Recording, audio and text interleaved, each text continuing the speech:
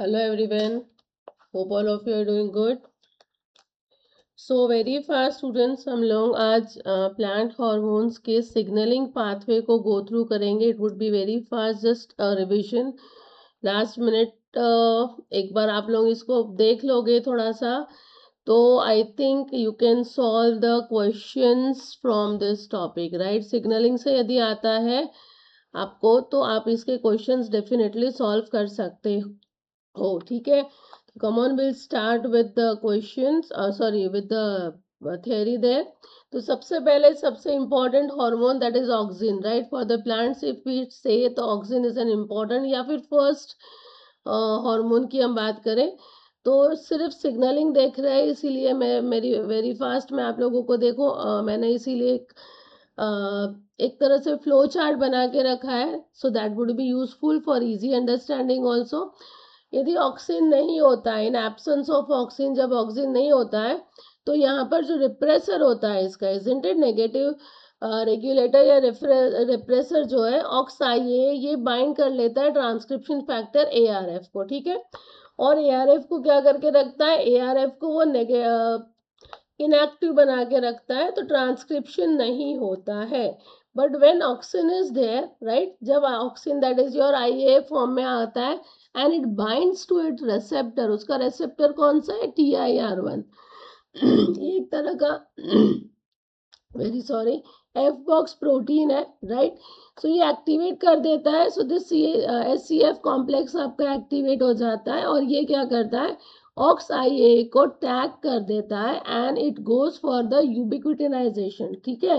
Degrade हो जाता है 26S डिग्रेडेशन से हमारा aux IA, that is the repressor. और जैसे ही आपका डिग्रेड हो जाता है, एक्टिवेट क्या हो जाएगा, हमारा ट्रांसक्रिप्शन फैक्टर एक्टिवेट हो जाता है, दैट इज ARF एक्टिवेट हो जाएगा और वो जीन एक्सप्रेशन करवाएगा, ट्रांसक्रिप्शन ऑन हो जाता है.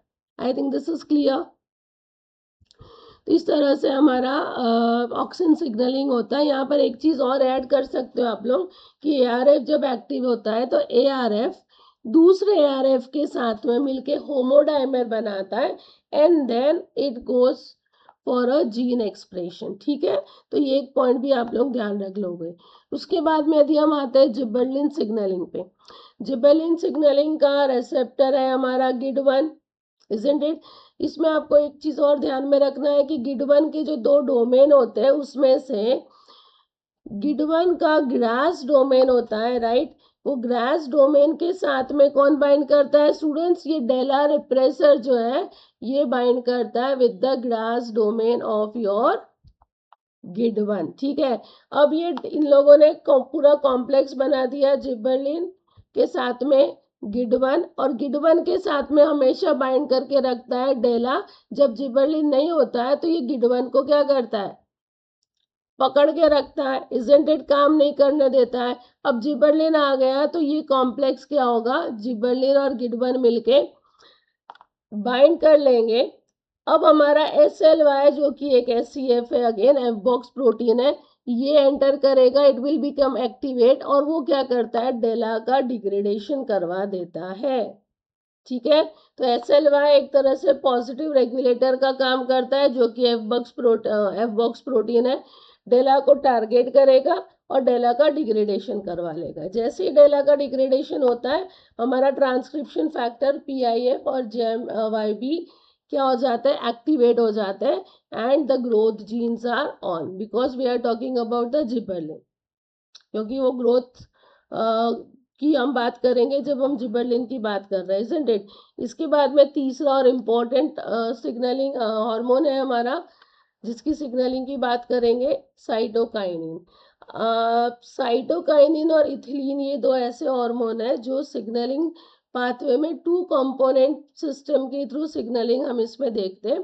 दूसरे सारे सिग्नलिंग में हम लोग 26S डिग्रेडेशन वाला ही पार्ट देखते हैं, ठीक है. ये भी आप लोगों को ध्यान में रखना है. अब देखिए स्टूडेंट, साइटोकाइनिन की सिग्नलिंग की यदि हम बात करें तो यहाँ पर मैंने आप लोगों को एक्स्ट्रा लिख के दिए है, 2 तरह के रिसेप्टर्स होते हैं यहाँ पर. AHK2 भी हो सकता है, AHK3 भी हो सकता है. CRE1 भी रिसेप्टर है, AHK4 भी है। AHK रिसेप्टर जब हम बोल रहे हैं तो ये स्पेसिफिकली अरेबिडोप्सिस के रिसेप्टर रहेंगे। Can we say like that? Yes, AHKs are for the Arabidopsis, है ना।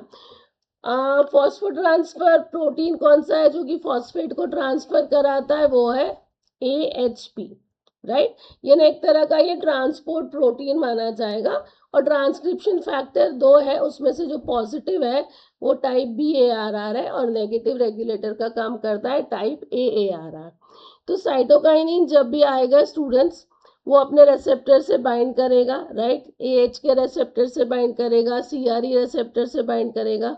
अब CRE रेसेप्टर में जब बाइंड कर रहा है तो आपको एक चीज ध्यान में रखना है कि इसका एक डोमेन होता है, that is CHASE domain, right.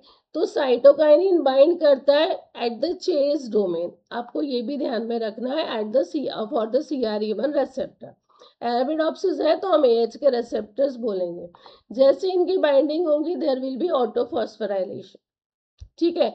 ऑटोफॉस्फोराइलेशन होगा। अब AHP प्रोटीन जो कि हमने कहा क्या है, ट्रांसपोर्ट प्रोटीन है, AHP या फिर हम HPT भी कहते हैं, ट्रांसपोर्ट प्रोटीन है स्टूडेंट्स। ये कहा जाएगा, न्यूक्लियस में जाएगा। न्यूक्लियस में मूव होने के बाद में टाइप BARR को फॉस्फोराइलेट करेगा और इसको एक्टिवेट कर देगा। जैसे ये ट्रांसक्रिप्शन फैक्टर आपका एक्टिवेट हो जाता है, there will be gene activation. Yes, the genes will get activated, यानी आपका ट्रांसक्रिप्शन ऑन हो जाएगा। अब यहाँ पर टाइप BARR क्या करता है, जीन एक्टिवेशन तो करता है, साथ साथ में टाइप AARR को भी एक्टिवेट करवाता है। और टाइप AARR एक्टिवेट हो गए, it will also go for the transcription, लेकिन ये क्या करता है, ये नेगेटिव फीडबैक देता है और टाइप BARR को क्या करता है, इनहिबिट करता है।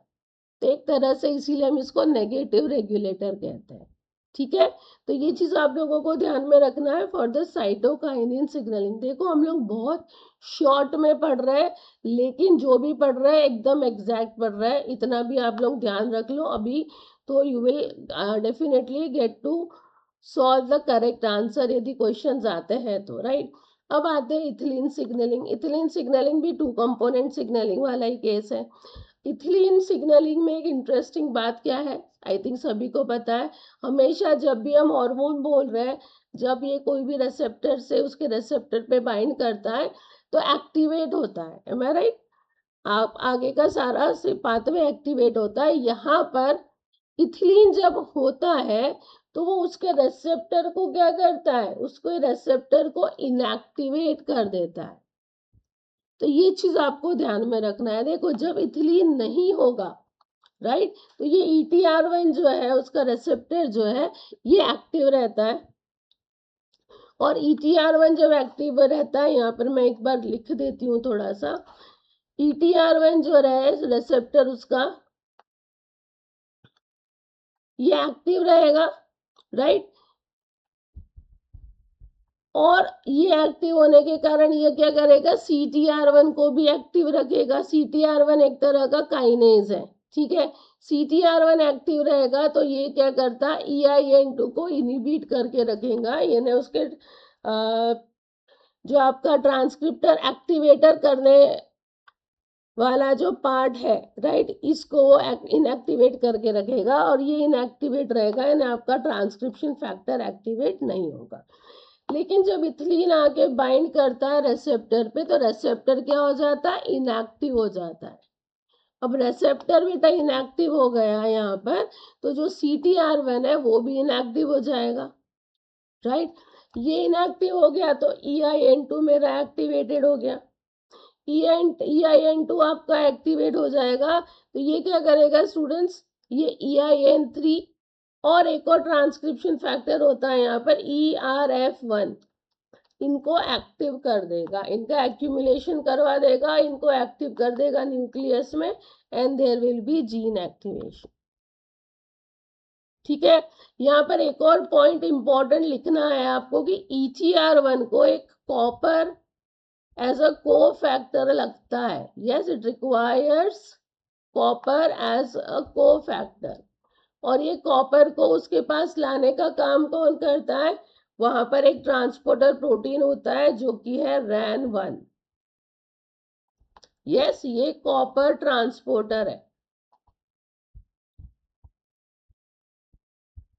ये रेसेप्टर तभी काम करेगा जब इसके साथ में कॉपर एज अ कोफैक्टर रहेगा। ठीक है, तो ये चीज भी आप लोगों ने ध्यान में रखनी है। यहाँ फ्लो चार्ट पे वो है, आया नहीं है उस तरह से, मैंने लिखा नहीं है इसीलिए, क्योंकि वो सब ऐड करने में क्या हो जाता है, ज्यादा कंफ्यूजन हो जाता है, नई नई चीजें। ये हमने जो मेन है, मेन टू मेन, इसीलिए मैं जो एक्स्ट्रा है मैं आप लोगों को अलग से बता रही हूँ। ठीक है, अब आ जाते हैं ABS सिग्नलिंग पे। एब्सिसिक एसिड, ये भी बहुत सिंपल सिग्नलिंग है इसकी। एब्सिसिक एसिड जब नहीं होता है तो यहाँ पे जो PP2C है, राइट, ये इनिबिट हो जाता है। ये इनिबिट हो जाता है तो SNRK2 भी आपका ऑफ हो जाएगा और रिस्पॉन्स जनरेट नहीं होगा। लेकिन जब एब्सिसिक एसिड के प्रेजेंस में वो आके अपने रेसेप्टर के साथ बाइंड करता है, रेसेप्टर होता है PYL या फिर PYR। ठीक है, दोनों में से कोई भी रेसेप्टर के साथ जब ये बाइंड करेगा तो PP2C का इनिबिशन होगा, राइट। इसको इनिबिट कर देगा हमारा रेसेप्टर PYR। ये इनिबिट हो जाएगा तो हमारा SRK2 एक्टिव हो जाएगा, राइट। ये फ्री हो जाएगा और एक्टिव हो जाएगा। ये जैसे ही एक्टिव हो जाएगा, ये क्या करेगा, ABF को फॉस्फोराइलेट करेगा, राइट। ABF और फॉस्फोराइलेट हो जाएगा, यानी वो एक्टिव हो जाएगा। तो जैसे ये एक्टिव हो जाएगा, स्ट्रेस जीन्स को ऑन कर लेगा। ठीक है, अब यहाँ पर ये ABF क्या क्या करता है, स्ट्रेस जीन को ऑन करता है ना ये ABF students, CAT1, right, SLAC1, इनको एक्टिवेट कर देगा। साथ साथ में AREB, ये एक्टिवेट हो जाएगा। आपका AB15, ये एक्टिवेट हो जाएगा। तो ये AREB या फिर ये AFB, मैंने कहा ये नहीं, ये क्या करवाता है, ये जीन एक्सप्रेशन करवा देंगे। ये दोनों का रोल क्या है, ये दोनों एक तरह का आयन ट्रांसपोर्टर का काम करते हैं। तो ये सारी चीजें क्या हो जाएगी, एक्टिव हो जाती है। यस, जैसे ही हमारा SNRK2 एक्टिव होगा तो ये सारी चीजें वो करवा देगा। I think this is clear. So this is about your ABS signalling. यहाँ पर एक और चीज ध्यान में रखोगे, जो आपका PYR है रेसेप्टर, यस, ये तभी एक्टिवेट होता है जब एब्सिसिक एसिड इसके साथ बाइंड करेगा। और वो भी कहाँ बाइंड करेगा, वो RCAR जो कंपोनेंट होता है, रेगुलेटरी कंपोनेंट होता है रेसेप्टर का, वहां पर आके बाइंड करेगा।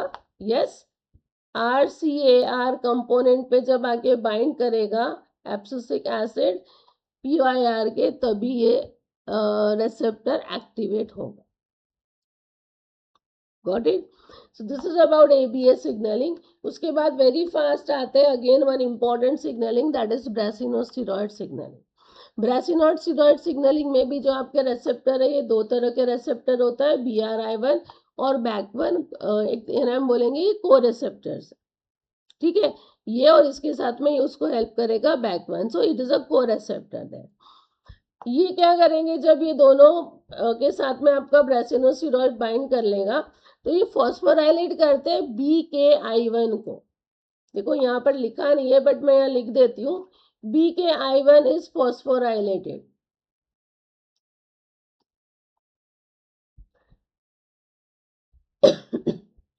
BKI1 क्या होता है, which is present on receptor, right. Receptor के में प्रेजेंट रहता है रेसेप्टर पे, और उसको वो पकड़ के रखता है ना, रेसेप्टर्स को डायमराइज करने नहीं देता है।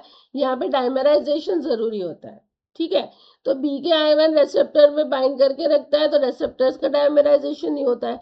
अब जैसे ही ब्रेसिनोस्टेरॉइड आके यहाँ पे बाइंड करेगा, सबसे पहले BKI1 का फॉस्फोराइलेशन होगा और वो रेसेप्टर से हट जाएगा, ठीक है। अब रेसेप्टर का डायमराइजेशन हो जाएगा, रेसेप्टर का डायमराइजेशन हो गया यानी BSK को फॉस्फोराइलेट कर लेंगे। Got it. BSK जैसे ही फॉस्फोराइलेट होगा, एक्टिव होगा, Wnt2 का इनिबिशन करवा देगा। Wnt2 इनिबिट होगा, साथ साथ में BSU1 एक्टिवेट होगा। BSU1 क्या है? ये फॉस्फेटेज है। फॉस्फेटेज है यानी फॉस्फेटेज क्या करेगा? फॉस्फेट को निकाल देगा। तो वो किससे निकालेगा? वो डिफॉस्फोराइलेशन करेगा BZR1 का। BZR1 का डिफॉस्फोराइलेशन हो जाएगा तो BZR1 एक्टिव हो जाता है, न्यूक्लियस में जाएगा और वहां पर ग्रोथ जीन्स को एक्टिवेट करेगा, ट्रांसक्रिप्शन ऑन करवा देगा। Is this much clear all of you? तो BKI1 आपको ध्यान रखोगे जो रिसेप्टर के साथ में अटैच रहता है, जिसको हटा दिया जाता है जैसे ही आपका ब्रेसिनोस्टेरॉइड आ जाता है। साथ साथ में BIN2 जब इनिबिट होता है तो BZR1 को एक्टिवेट होता है। कैसे एक्टिवेट होता है? डिफॉस्फोराइलेशन से। और उसको डिफॉस्फोराइलेट कौन करता है? डिफॉस्फोराइलेट करता है BSU1। इस तरह से हमारे जीन्स यहाँ पर एक्टिवेट होते हैं फॉर द ब्रेसिनोस्टेरॉइड। अभी आते हैं jasmonate signalling. Again a very simple signalling. Jasmonate signalling के लिए हमको पता है जैस्मोनेट हमेशा आइसोल्यूसिन के साथ में कॉन्जुगेट होके बाइंड होकर ही वो एक्टिव फॉर्म में होता है ना, तो ये एक्टिव फॉर्म है। तो जैस्मोनेट आइसोल्यूसिन कॉम्प्लेक्स जो बनता है, yes that is the active one. ये अपने रिसेप्टर के साथ में आके बाइंड करेगा COI1 जो कि एक तरह का F बॉक्स प्रोटीन है, राइट। जैसे इनकी बाइंडिंग होती है क्या करेगा? जो नेगेटिव रेगुलेटर है जैस को डिग्रेड करेगा, राइट। जैस के साथ में होता है उसके और भी दो दोस्त होते हैं, TPL दैट इज टॉपलेस और निंजा। ये भी क्या हो जाते हैं? इनएक्टिव हो जाते हैं, क्योंकि ये काम तभी करते हैं जब जैज रहता है। जैज का डिग्रेडेशन हो जाएगा तो ये दोनों कुछ भी काम नहीं करेंगे। जैज डिग्रेड हो जाएगा तो ट्रांसक्रिप्शन फैक्टर एक्टिवेट हो जाएगा, that is MYC2, right. Transcription on हो जाएगा स्टूडेंट्स और डिफेंस जीन्स एक्टिवेट हो जाएंगे। I hope this is clear. तो दिस इज जैस्मोनेट सिग्नलिंग। इसके बाद में आता है सैलिसिलिक एसिड सिग्नलिंग जो कि PR जीन्स को एक्टिवेट करता है। सैलिसिलिक एसिड सिग्नलिंग में आपको ध्यान में रखना है NPR1, NPR3 और NPR4। इसमें से 1 जो है ये एक्टिवेट करवाता है, यस, और ये दोनों नेगेटिव रेगुलेटर का काम करता है, ये अपना पॉजिटिव वाला काम करता है। एक और पॉइंट ध्यान में रखना है कि NPR1 दो फॉर्म में मिलता है, वो ऑलिगोमर फॉर्म में मिलेगा और मोनोमेरिक फॉर्म में मिलेगा, ठीक है। ऑलिगोमर फॉर्म में ये कहाँ रहता है? साइटोसोल में रहता है। ये ना हम बोल सकते हैं कि ऑक्सीडेशन स्टेट में वो रहता है साइटोसोल में जब वो ओलिगोमेरिक फॉर्म में रहता है। मोनोमेरिक फॉर्म में वो जब हो जाता है यानी जब वो रिड्यूस्ड होता है, रिडक्शन स्टेट जब आ जाती है तो वो मोनोमर फॉर्म बन जाएगा और मोनोमेरिक फॉर्म में वो आता है न्यूक्लियस में, यस। तो न्यूक्लियस में आने के लिए ये कौन से फॉर्म में चाहिए? NPR1 मोनोमेरिक फॉर्म में चाहिए, गॉट इट, यानी रिड्यूसिंग स्टेट में है वो। अब सैलिसिलिक एसिड जब का कॉन्सेंट्रेशन रहता है, यस, NPR1 रिड्यूसिंग स्टेट में आने से मोनोमर फॉर्म में आ जाता है, वो न्यूक्लियस में एंटर करता है। अब जब ये न्यूक्लियस में एंटर करता है उस समय में सैलिसिलिक एसिड स्टूडेंट्स बाइंड करके रहता है किसके साथ में? NPR4 के साथ में, ठीक है। और NPR3 जो होता है ये अकेला रहता है। अब NPR3 डिग्रेड कर सकता है किसको? NPR1 को, लेकिन वो कब डिग्रेड करेगा? जब वो सैलिसिलिक एसिड के साथ में रहेगा। तो अकेला रहता है तो ये कुछ भी काम नहीं कर सकता है। और अभी क्या है? सैलिसिलिक किसके साथ बाइंड फॉर्म में? NPR4 के साथ में, तो ये अकेला है, तो this is of no use. इसीलिए NPR1 को कोई भी परेशानी नहीं है। NPR1 न्यूक्लियस में आएगा, न्यूक्लियस में आके ट्रांसक्रिप्शन फैक्टर TGA को एक्टिवेट करेगा and it will go for the activation of PR genes. Is this much clear alone? Students. So NPR3 alone can not do anything. NPR3 degrade कर सकता है NPR1 को कब? जब वो सैलिसिलिक एसिड उसके साथ में बाइंड रहे। Got it? Moving for one more signalling students, that is your strigolactone. यहाँ पे आपको ज्यादा कुछ नहीं बट ध्यान में रखना है, D14 इसका रेसेप्टर है स्टूडेंट्स, राइट? MAX2 या फिर D3, again it will be activated there. इसका डिग्रेडेशन या किसका होता है? नेगेटिव रेगुलेटर है D53 या फिर SMX है 6 to 8, राइट? ये डिग्रेड होगा जब आपका D14 के साथ स्टिगोलैक्टोन बाइंड करेगा, इट विल एक्टिवेट MAX2 या D3, जो कि आगे जाके BRC1 को एक्टिवेट करेगा, और जैसे ही BRC1 एक्टिवेट होगा, branch inhibition it will be there. ठीक है, तो दिस इज स्ट्रिगोलैक्टोन। एक और हार्मोन के बारे में मैं वेरी फास्ट आप लोगों को बता देती हूँ, दैट इज कैरिकिन। कैरिकिन हार्मोन का काम क्या होता है? पहले सिग्नलिंग एक बार देख लेते हैं, फिर हम वो भी देखते हैं।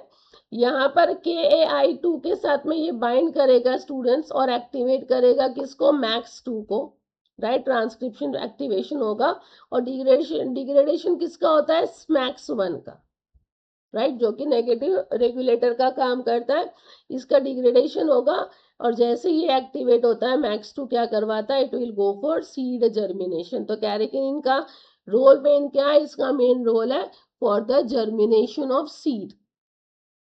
ठीक है, तो जितने भी इंपॉर्टेंट हॉर्मोन्स आप पढ़ते हो, फाइटो हॉर्मोन्स की यदि मैं बात कर रही हूँ, तो उसकी मोस्टली में हमने सभी की सिग्नलिंग देख ली।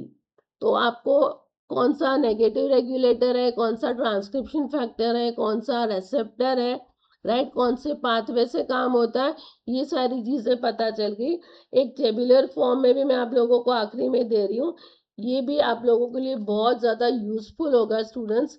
You can see all the hormones I have written here, right? सारे हॉर्मोन्स है, उनके रिसेप्टर्स आपको दिए गए। जैसे ऑक्सिन का TIR1 तो है, उसको अभी हम AFB भी बोलते हैं, और एक और रिसेप्टर होता है ABP1, it could also be there, है ना? साइटोकाइनिन का जैसे AH के लिखा है for the Arabidopsis, CRE1 can also be there. ABA का PYR या PYL दोनों हो सकते हैं, दोनों में से कोई भी। ये तो दोनों को रेसेप्टर करके काम करता है, तो बोथ रेसेप्टर्स आर नेसेसरी, है ना? यहाँ पर सैलिसिलिक एसिड में रिप्रेसर का काम देखो, NPR3 और NPR4 दोनों करता है, राइट? पॉजिटिव रेगुलेटर यहाँ पर जिबरलिन में PIF भी है और GMYB भी है। यहाँ पर ये ट्रांसक्रिप्शन फैक्टर का भी काम करता है। यूबिक्विटिन लाइगेज कौन कौन सा है? देखो, यूबिक्विटिन लाइगेज का भी आपको यहाँ पर दिया है कि these all are the ligase. तो ये बहुत ही इंपॉर्टेंट टेबल है, हम बोल सकते हैं। इसको एक बार गो थ्रू कर लो, that would be very useful for you all students, right? यहाँ पर देखो, स्ट्रिगोलैक्टोन में D14 रेसेप्टर है, तो रिप्रेसर उसका D53 और SMXL है। ठीक है, ये हमने ऑलरेडी वहां पर लिखा है।